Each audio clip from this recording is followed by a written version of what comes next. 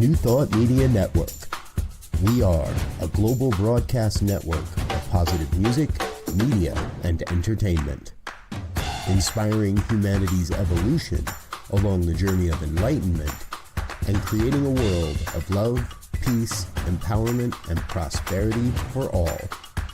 New Thought Media Network. Positively inspiring.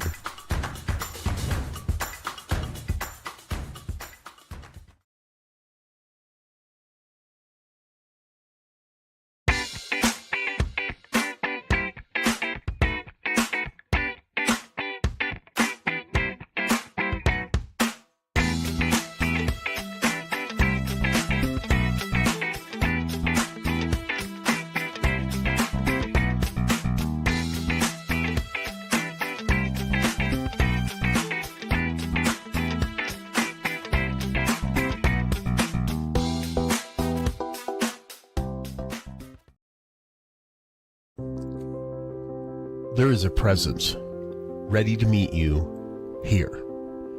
Join the New Thought Ministry of Prayer live every day, 8:15 a.m. and 8:15 p.m. Mountain Time. Enter a field of intention where prayer is spoken and something deeper is revealed.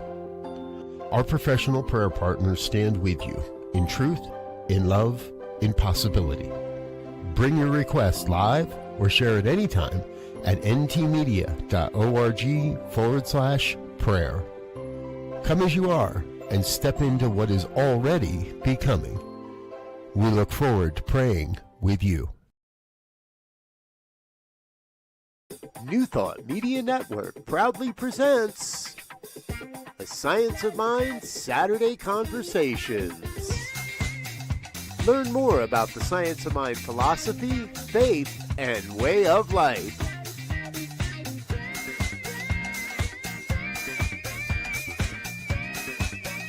Join our team of experts for a weekly deep dive discussion.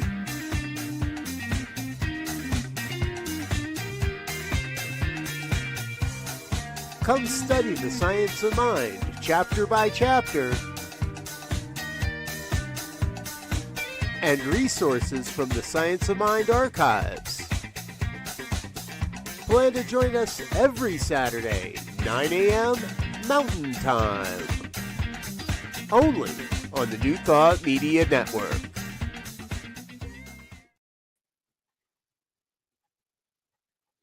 Oh, sorry, I was jamming to the music. Ohayou gozaimasu. Buenos dias, bonjour, guten tag, ni hao. Good morning, good day, and good evening, whatever time it may be, wherever you are. Good that. I am Reverend Dr. Raymont Anderson, the founder and spiritual director of the Center for Spiritually Integrated Arts. And guess what? Today, I am your tour guide as we explore Chapter 17 of the Science of Mind textbook, The Mental Equivalence. Dun, dun, dun, dun. So, in case you missed last week's broadcast with Reverend Elzia Sekou, Rev Z, you might want to go check it out because he shared his wisdom and insights regarding the law of attraction, which is one of those things that oftentimes we in New Thought think we understand, but we really don't. Like we think it's about, I can use the law of attraction to create parking spaces and green lights and great clothes and a new car. And yeah, no, it's about more than that. So I strongly encourage you to go check out. Matter of fact, don't just check out that. If you missed any of these, I invite you and encourage you to, one, subscribe to the New Thought Media Network, YouTube channel, Facebook page, get it all.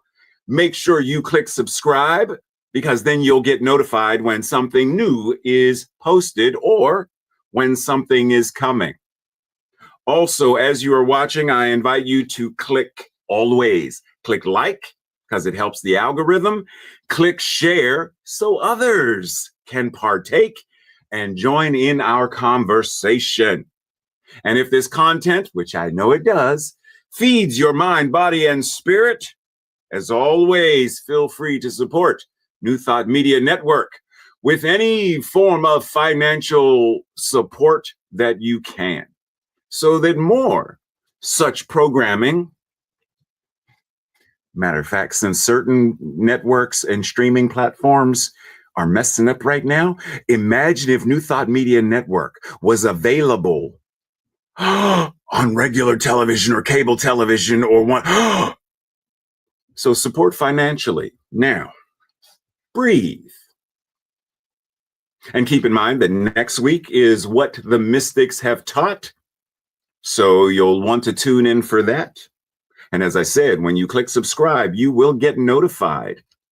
Now, let's start off with two statements from our Declaration of Principles, our We Believe statements. We believe that the universal spirit, which is God, operates through a universal mind, which is the law of God, and that we are surrounded by this creative mind.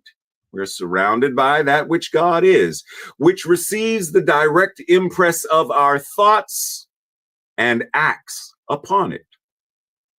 And we believe in the healing of the sick and control of conditions. I mean, there's some stuff we can tweak in there, but in general, we believe that we have a level of divine sovereignty and stewardship where we can shift and change how we respond and react to the experiences due to the power of this mind. Breathe.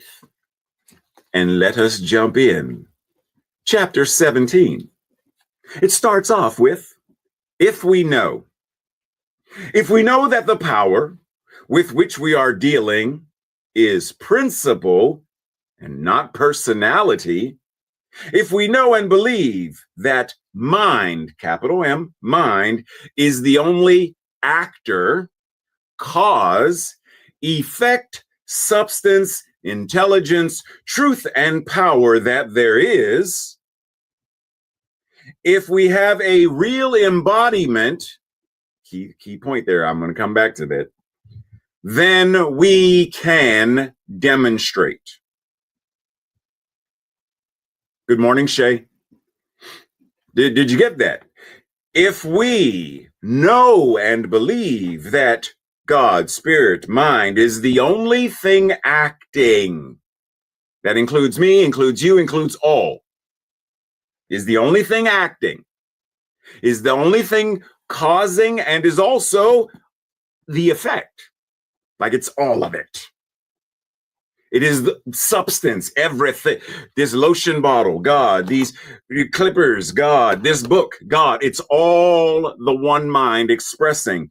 It is infinite intelligence, truth, and power. If we know and believe and have a real embodiment of it, then we can demonstrate.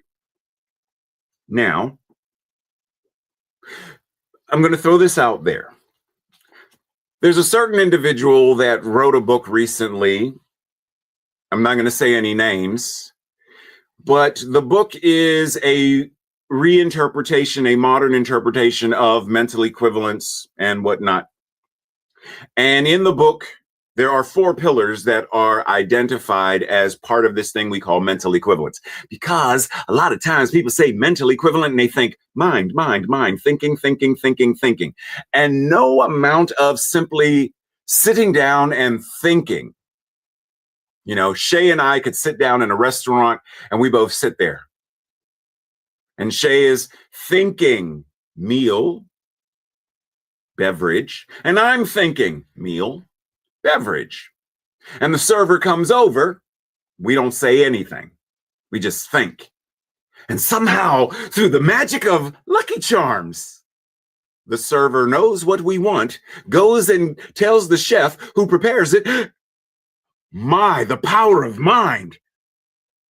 Doesn't work that way. No amount of thinking, just simply thinking, no toothache. And magically, I have created my own root canal.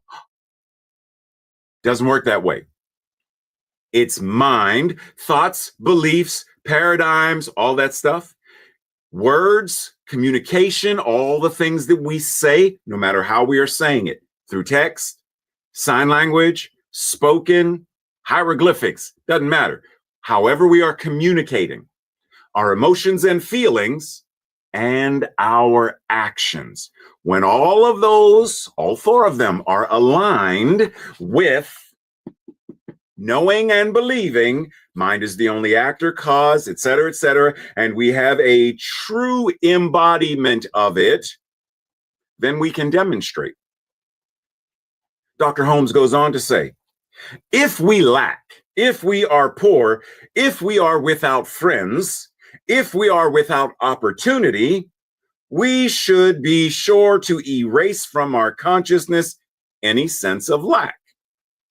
We erase thought from consciousness by pouring in an opposite thought. This thought meets the other and neutralizes its effect. It rubs out just as we rub a chalk mark off a board. We must maintain a consistent, positive, aggressive mental attitude in the truth. Now he goes on a second later. The only reason, and he says man, the only reason man is limited is that he has not allowed the divine within him more complete express. Let us breathe. Because if we are going to be honest, we understand that there is a collective consciousness, and this collective consciousness has created systems and structures that provide opposition. See, it wasn't simply the suffragists believing in lack that caused the mankind that they were bumping up against to say women cannot vote. No, women, you should stay barefoot, pregnant, and in the kitchen. And it's because the suffragists, because the women, the only reason these women were limited were that they had not allowed the divine within them more complete expression. No. Wait. The only reason certain people are surrounded by a food desert is that they have not allowed the divine within them more complete expression. Wait a minute. The only reason certain people were trafficked as property during the transatlantic slave trade was that they had not allowed the divine within them more complete expression. The only reason that the Holocaust occurred in Germany was that those people experienced that because they did not have, no. It is very important that we understand that there is a collective consciousness that has created systemic structures. And those systemic structures are what we are using our mental equivalents in a world that works for all. We must change those systems and structures. So be very mindful. There is, in the absolute, there is nothing that can stop or prevent God from being God. Period. But in the relative, there are people and things that are specifically formed and created to provide and present opposition. So it is extremely important that we are very clear. So when someone says, you know, Shay, I've been applying for a job for like year after year after year, and someone told me that it's because I am limited in my divine expression. To which Shay says, well, did you know that there was a study recently done that said people with ethnic sounding names, specifically African American names, oftentimes their resume and their application are immediately thrown away. That has nothing to do with the individual applying for the job. That has everything to do with the consciousness of the person who received the application and resume who have their own internal implicit, explicit biases, and they, through their mental equivalent, chose racism instead of equity and justice. So it is important for us to be mindful. How are we moving and navigating this great expansiveness called the divine? Clarify. Because far too many people, as Shay said, that victim blaming nonsense gets us into a lot of trouble and is actually one of the things that is going to prevent us from creating a world that works for all. Because it's very difficult to cooperate and collaborate when we are condemning one another for that consciousness. Well, you created it because it's in your consciousness. You know what you resist persists. So we should never resist. So having flame resistant clothing for firefighters. So having stick resistant cookware. So if someone sees a van pull up and they reach out to grab a child, neither the child should resist nor the bystanders should resist. Come on now. So let's be more responsible with how we do this teaching, okay? Dr. Holmes goes on to say, people's divinity, their divine individuality, compels infinity to appear in that person's experience as duality because the person has believed in duality. Once again, let's keep in mind, duality is not the enemy, because there is an up and a down. There is an upstairs and a downstairs. That's duality. If Shay walks into a room and she sees Dr. Tracy Brown and Ray Anderson, is she seeing one individual? Or is she seeing two complete expressions of God?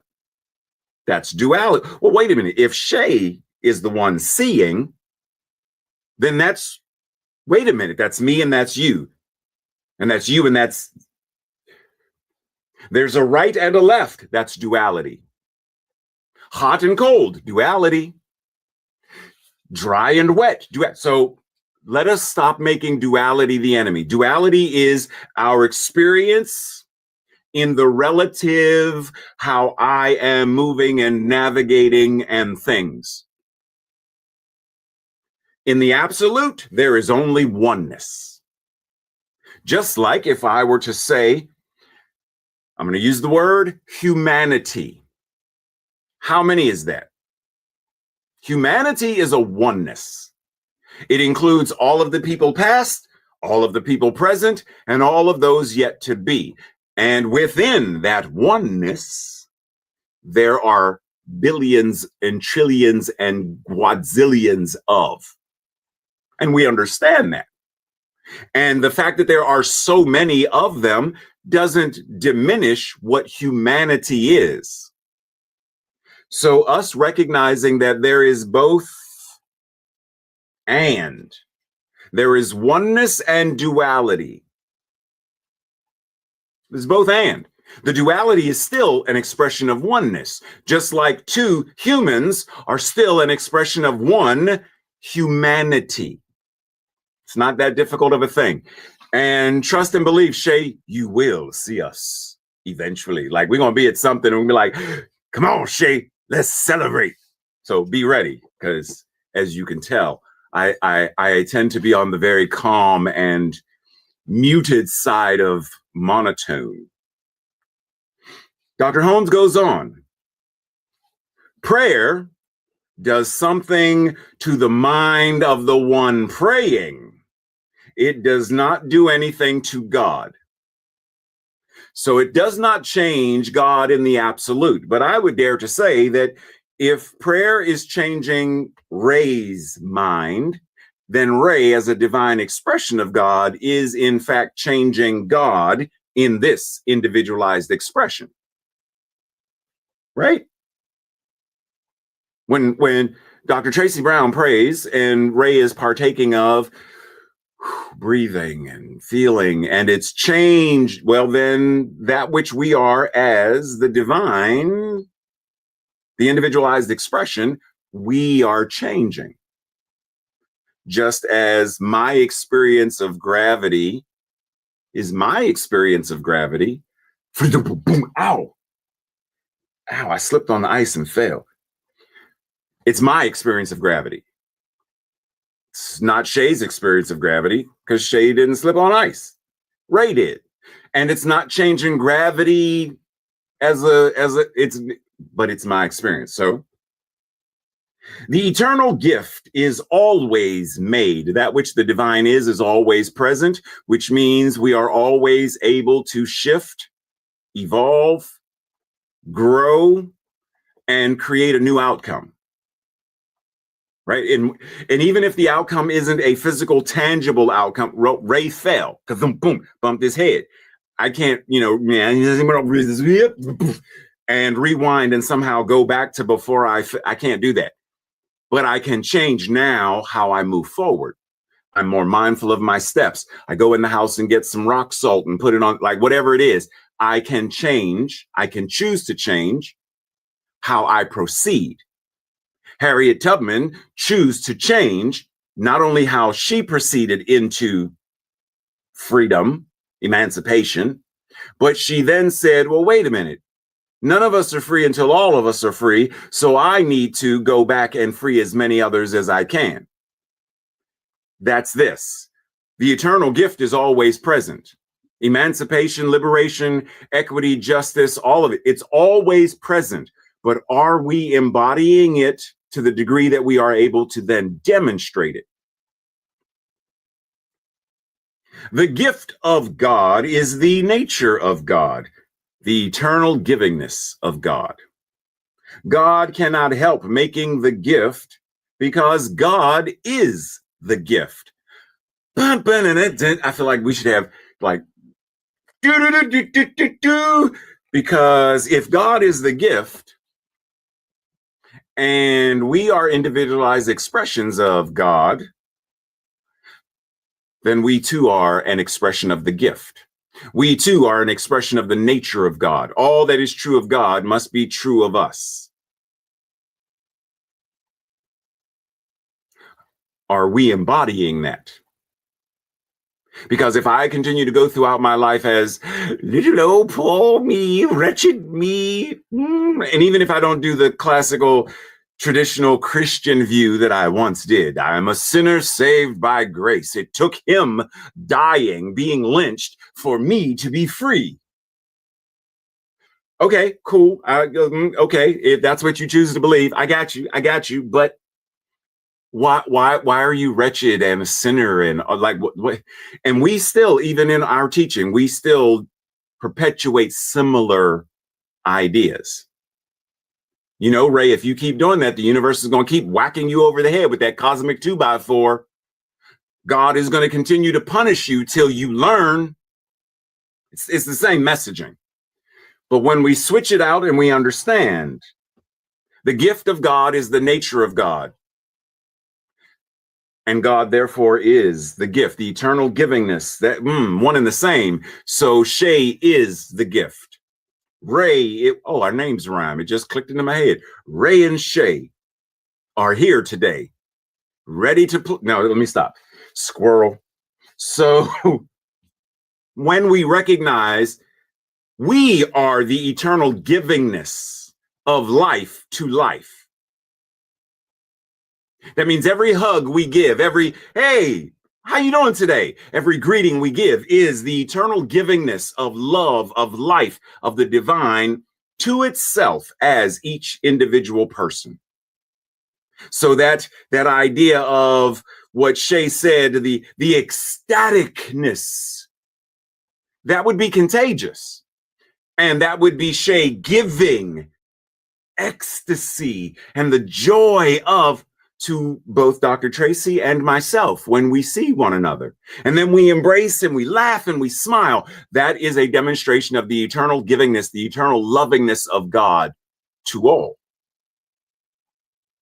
because we are the gift. Moving on, ready? Dr. Holmes says, Jesus revealed the nature of the divine being by being his personal embodiment of the divine nature. And Jesus said, as you believe, it shall be done unto you. As you believe, which if you really embody your beliefs, it's how you think, believe, trust, know, it's your faith. If that's what you actually, then you're going to communicate that. It's going to come out in your words, in your prayers, in your affirmations, in your morning greetings to your neighbor. It's going to come out. Because many times I'm sure we have had a conversation with someone and they give us the whole, I love you and you're just the nicest person. And the words fell flat because the energy, it's like they don't really believe this. They're just saying it because they feel obligated to say it. So their words are not matching what we believe that when you say I love you, that's supposed, so we know that there is often a disconnect. But in order to do as you believe in your heart, mind, and soul, then it is done unto you. So your mind, your thoughts, your beliefs, your paradigms, your faith, all of that stuff is going to be expressed in how you communicate. It's going to show up in your emotions and feelings because it's going to be a resonant match. Well, if I'm thinking it and I'm speaking it and I'm feeling it, am I also doing it? It should also show up in my actions. And this is exactly why Frederick Douglass said, I prayed for freedom for 25 years, but did not receive it until I prayed with my legs, or some translations, until I prayed with my feet. In other words, I said the words, but I didn't act. And until I acted, once I acted, there was my amen. So, as you believe in your thoughts, your words, your emotions, feelings, and actions, then it shall be manifested and done unto you. As you embody it, then it is done unto you. No matter what that is. Even when it's something to the degree of Christopher Reeve, great actor, Superman, falls off of a horse and becomes paralyzed. And he goes through all of the things he goes to in the hospital and, the ICU, and it's touch and go for a while and all these things. And then he gets to a point where he's like, you know what? I'm not done. He changed his mental equivalent and said, I cannot change yet my physical conditioning. I can't walk yet, but my mind is clear. I can still communicate. And so it was done unto him as he believed in thought, word, emotion, and feeling, and action. He went back out. He started acting again. He starred in, when Smallville was on television, like he was in Smallville, and he continued to direct. He wrote. So even when certain things cannot in the moment be changed, we change. And as we change, as we embody the teaching, it is done unto us. So the moment we look out into the world and we see food deserts and inequities and non-access and all of these things, rather than saying, well, they created it by their consciousness. No, because that would also mean that you're complicit in that obstacle. Because you're not changing it in your consciousness and embodying and saying, oh, I believe in a world that works for all. And I don't just believe it in my head. I believe it in my heart, body, soul, because I am the gift. I am the givingness of life to all. So as I shift my thinking regarding it, it changes how I act and respond. And therefore, I must become, what did Dr. Holmes say on that other page? Aggressive mental attitude in the truth. Then I'm in the truth, become an aggressive ally an aggressive co-conspirator for equity and justice, or as I like to say, because I'm a nerd, as Dr. Tracy Brown often mentions, a Jedi. Justice, equity, diversity, and inclusion.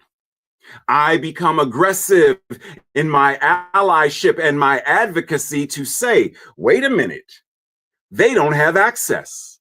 Wait a minute, who's not in the room? Wait a minute, whose voice is being silenced?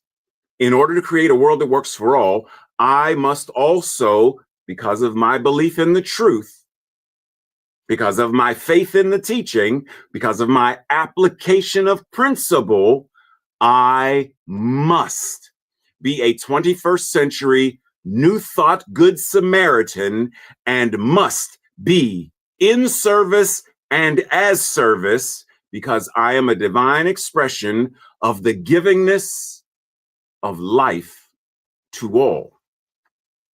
Is that my mental equivalent? Is that what I'm doing? If not, this is the invitation to simply sit and marinate on this and ask, what is my invitation to shift in my thinking, my communication, my emotions and feelings, and my actions? Do my actions match what I say? If I say it, are my actions matching it? Or are they malaligned in that moment where, I hear what you're saying, but I also see what you're doing. Something's off. Let us continue. We only on the second page yet. You already know. If you already, come on now. Dr. Holmes goes on to say, the whole teaching of Jesus was based on the theory that we are, and I would stop there and say, it's not necessarily a theory if you can scientifically apply it and it works. It's not just theoretical. Just put that out there.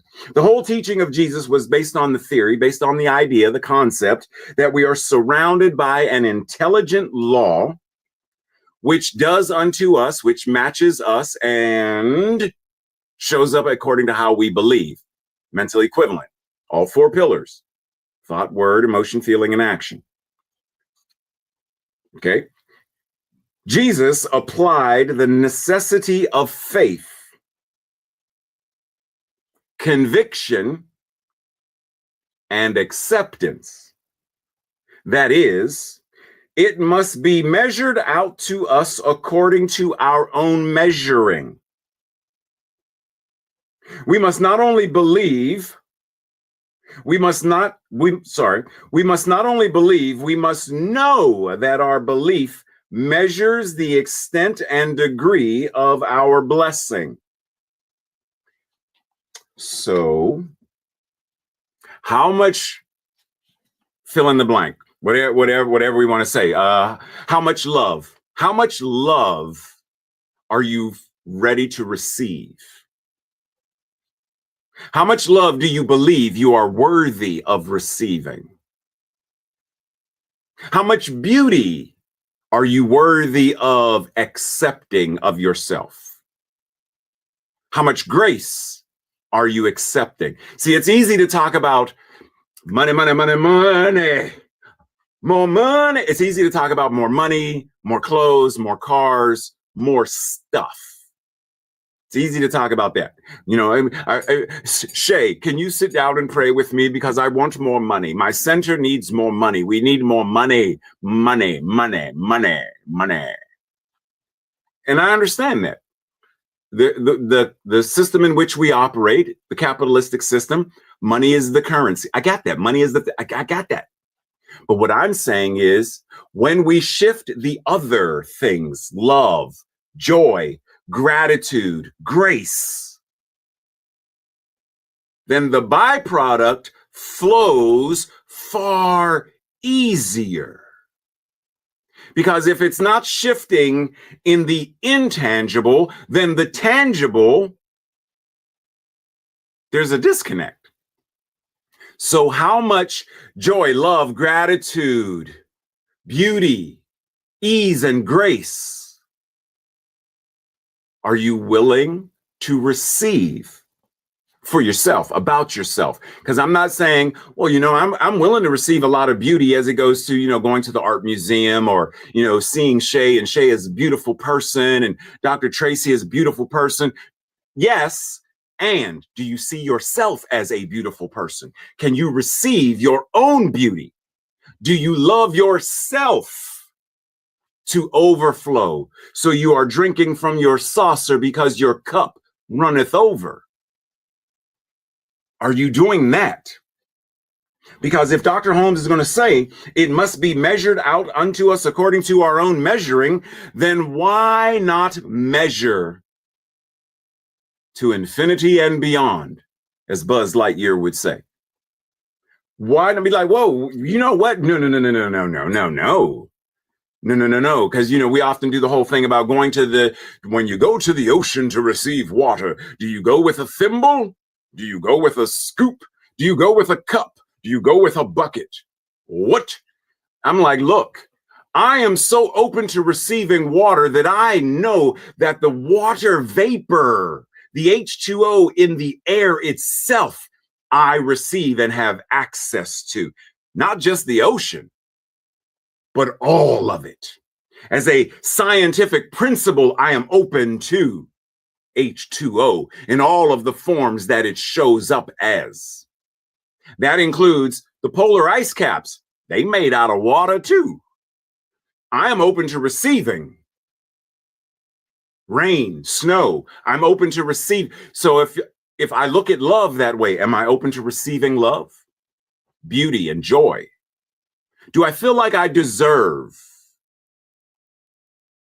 Or do I feel like I haven't done enough, learned enough, something enough? Well, where is that not enoughness coming from? Where is that foundation? And am I willing to go to the foundation and root out all of the termites that are gnawing at the foundation of my consciousness that say, you're not good enough, you're not smart enough, you're not thin enough, you're not tall enough, you're not young enough, you're not something enough, versus saying, stop right there.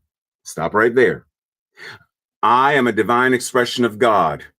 The nature of God is my being. I am the eternal givingness, lovingness, kindness of the divine. Therefore, because God's not enough, God is. And if God is, and it's expressing as me, then I am. And I am that which is the infinite, ever expressing itself in, through, and as me, without end. Far more than just enough. I have been consciously working on self-love this year, trying on several forms and methods of self-love. Thank you for that, Linda. Yes. Because the moment we recognize and realize, you know what? I love myself so much so that I can love you so much, so that you can love you so much. And then the reciprocity of love is given and received and shared.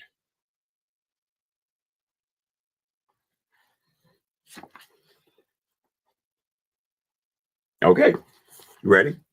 Breathe.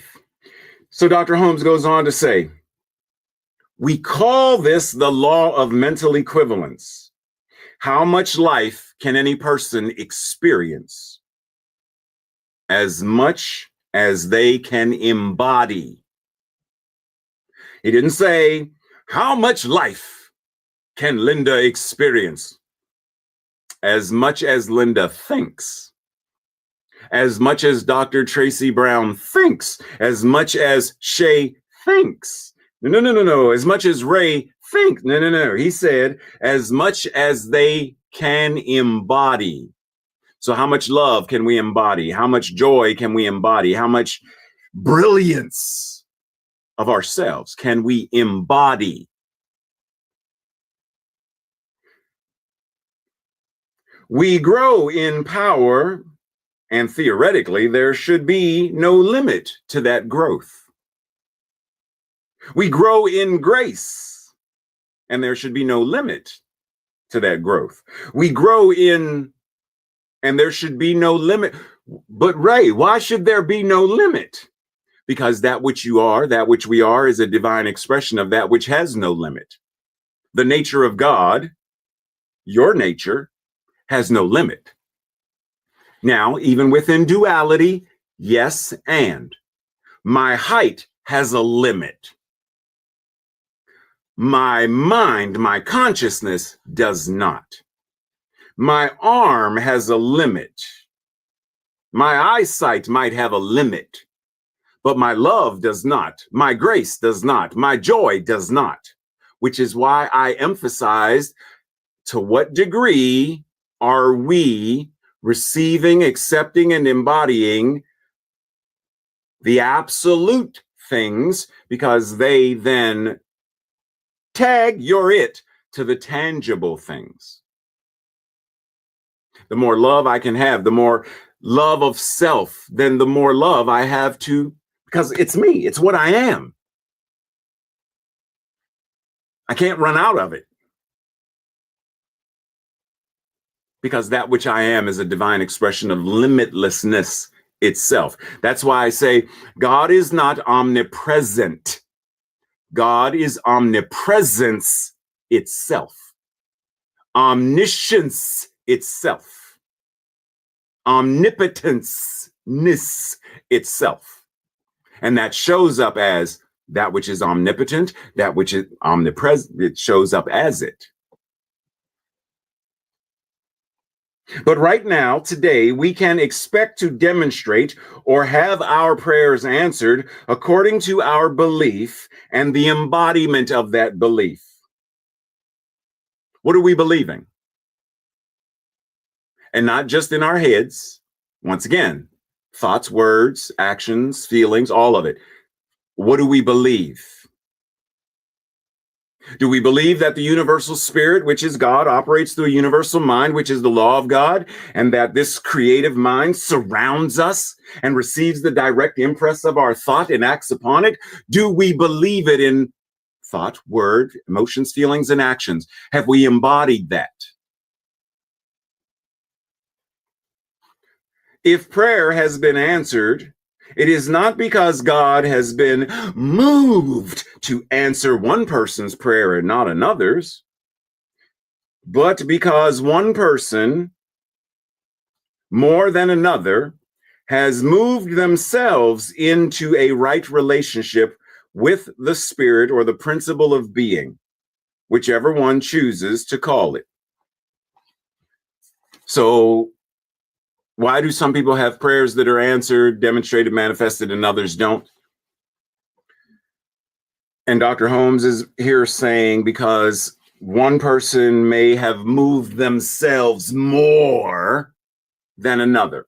I understand what he's saying, but there is a very nuanced space in there where one could blame. Well, it's because you're not changing yourself enough. You're not praying on you enough. That's why you're not manifesting freedom, Miss Tubman.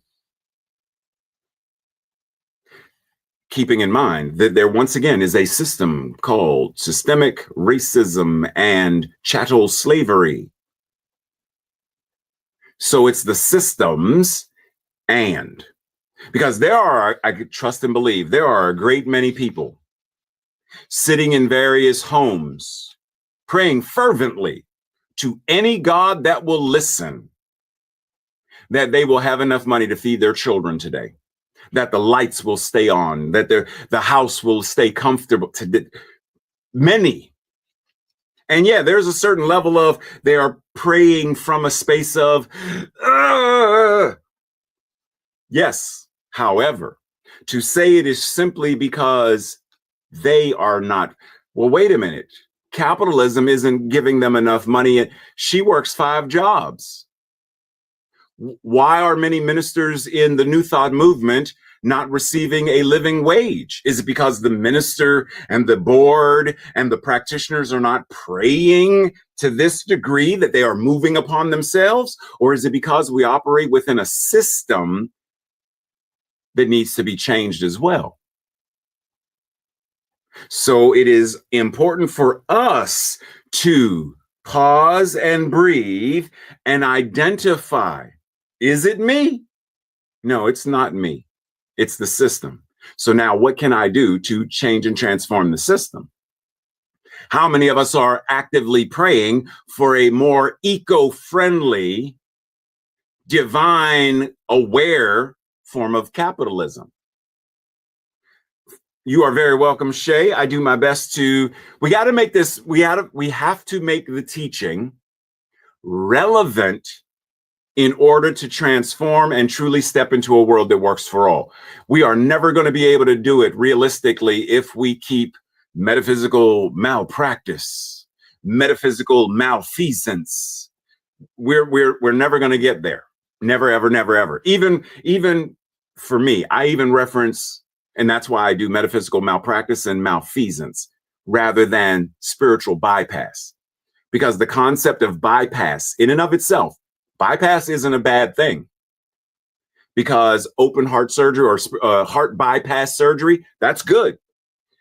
Taking this exit to bypass traffic, that's good, right? I'm bypassing this to get a So bypass in and of itself, it's how am I activating the bypass? However, malpractice, no one ever says, yeah, so I went to the doctor and they left a sponge in me. Wow, I'm so glad that no one does that. Malfeasance is never, that's why it's bad. So I use metaphysical malpractice, metaphysical malfeasance, because it's clearer in the communication that I am applying the teaching in a way that is harmful. When a flower doesn't bloom, you don't blame the flower, you blame the, right, Shay? Right. Amen. Right? You say, is there enough fertilizer? Is it too hot? Is it too cold? How do I make the conditions, the environment more nutrient, temperature, atmospherically sound that it nurtures and supports the growth of? How many schools support and nurture the growth of the children versus it's a nutrient starved educational system? It's an equity starved organization, corporation. In order for the people to bloom, the environment must change. The circumstances, the systems must change. Breathe. Dr. Holmes goes on to say, all prayers will be answered when we pray aright. And the first necessity is faith. Keeping in mind, faith is a verb. Faith is an action. Faith is not something that you simply, I have faith. No, we use that for linguistic convenience. You don't have faith. Faith has you. You breathing without care or concern about that next breath. Hey, Shay, you think we're going to be, you think if I keep breathing today, there's going to be enough oxygen on Tuesday? Linda, you think if I keep drinking water today, you think by Tuesday there'll still be water? Dr. Tracy, if I keep adding up the numbers 2, using a 2, do you think by Thursday there will still be 2s to be used? What? Faith has us. Faith is the infinite power, the infinite givingness of life to all. How are we acting on that faith? Faith without works, faith without action says you really don't have faith. You really don't allow faith to have you. You say it, but it's not showing up. So all prayers will be answered when we embody what faith truly is, when we embody the spiritual teaching, when we embody our we believe statements, when we embody the CSL Global Heart Vision, when we embody it, then we will live, move, and have our beingness as it. We will be the living demonstration of the Science of Mind textbook. That every word in here that resonates and applies to us in a grounded way will be demonstrated everywhere we go, through everything we are doing, always. Right? Like when someone is a physician and they go to a restaurant and someone over there is choking on, a cherry tomato, the physician doesn't sit there and say, I'm off duty. Yum, yum, yum, yum, yum, yum, yum. How many times have we seen a movie or something where someone will be having a medical emergency and someone on the plane or someone, is there a medical doctor or someone here? And people will be like, yeah, I'm a doctor, but I'm trying to get to Florida for my vacation. They stand up. The nurse practitioner stands up. Yes, I'm a nurse practitioner. Yes, I am a licensed CSL practitioner. Yes, I am a physician. Yes, I am a metaphysician. And we step in because it's what we are, not simply what we do. So all prayers will be answered when we are being what we say we practice. Why is it that Jesus could say to the paralyzed man, take up your bed and walk? Because Jesus knew when he said that Jesus knew it. Now, yeah, we could have a debate and argument, whatever, about, well, to what degree we could. And that's fine. That's fine. Did Jesus, was that a metaphysical get up and walk in your consciousness, or was it a physical get up and walk in your physical reality? Like, yeah, we could debate the nuances of, and that's fine. But when are we saying, I know to such a degree, as Linda just put in the chat, envision. To what degree do I know that when I envision a thing, I am able to pick up my palette and walk to make that vision a reality? And do we have evidence of people having done this? Walt Disney had a vision. He envisioned this place. And when he said, this is where I want it, architects were like, it's a swamp. You can't build in a swamp. He kept asking and asking and asking until he found an architect who tapped into that vision and said, well, if we, then we can. Boom. Now there's Disney World. George Lucas. Yeah, I got this idea for, and studios were like, yeah, no, I'm not, no. And George Lucas, fine, I'll do it myself. He picked up his palette, and now, because of George Lucas creating Star Wars, which then created Industrial Lights and Magic, because they needed that to create Star Wars, Industrial Lights and Magic and almost every film that comes through Hollywood has the thumbprint of George Lucas, Industrial Lights and Magic, because his vision. To what degree are we embodying our vision and knowing that there is no man, woman, person, no power that can deny us, because we are the divine expression. We are the gift that is God, the eternal givingness of this gift through us, in us, and as us, to all and through all. One more note, because we're almost out of time. We made it to page 3. Yay, team.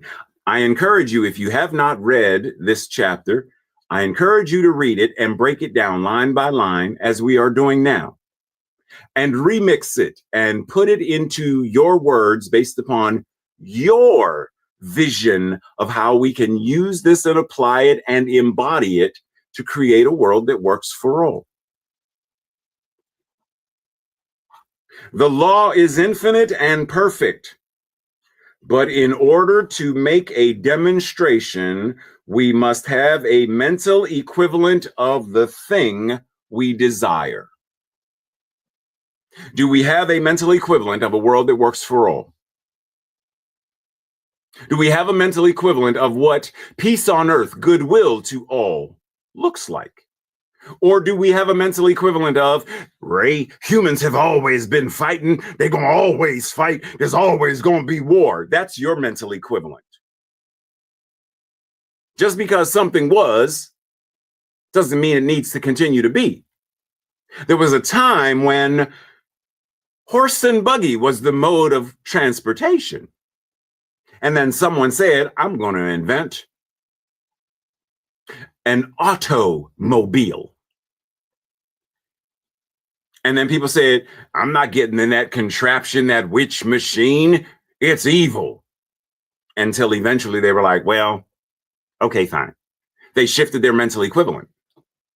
When I was a public school teacher and we shifted from chalkboards to dry erase boards and then shifted again to smart boards, there were a lot, I'm not giving up my chalk and my eraser because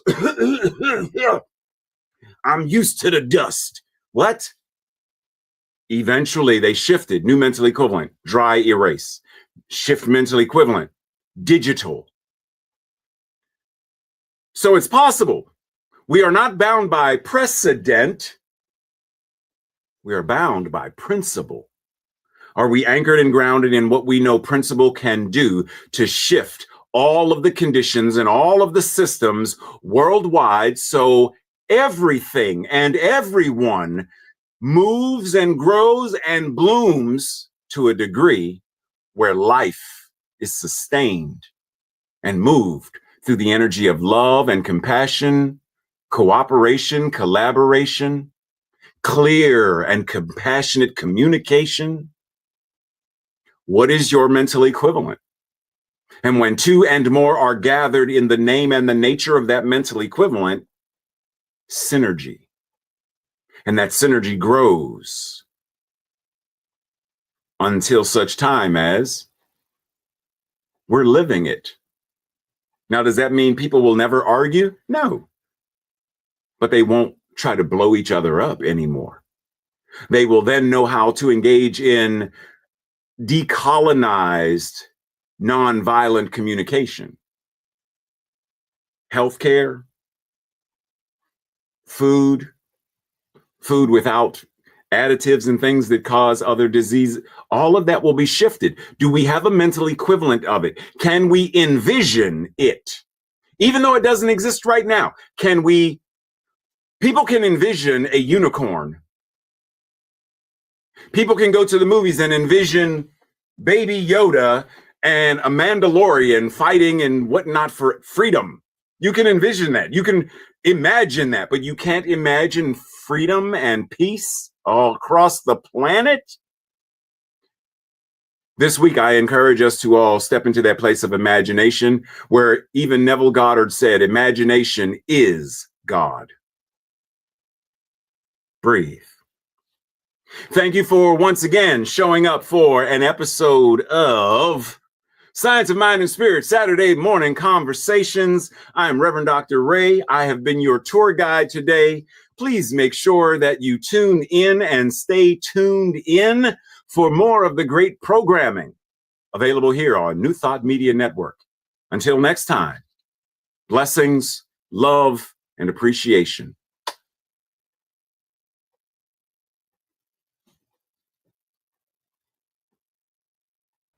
Come expand your spiritual journey. Join us for Just the Talk. Sundays, 1 p.m. to 6 p.m. Mountain Time. Experience Unity Kitchener and Ottawa. Center for Spiritual Living Midtown. Center for Spiritual Living Denver. Unity of Garden Park. New Thought Philadelphia. The Sunshine Cathedral. Unity of Savannah. And the Om Center for Spiritual Living. Come unleash your spiritual potential with New Thought Media Network.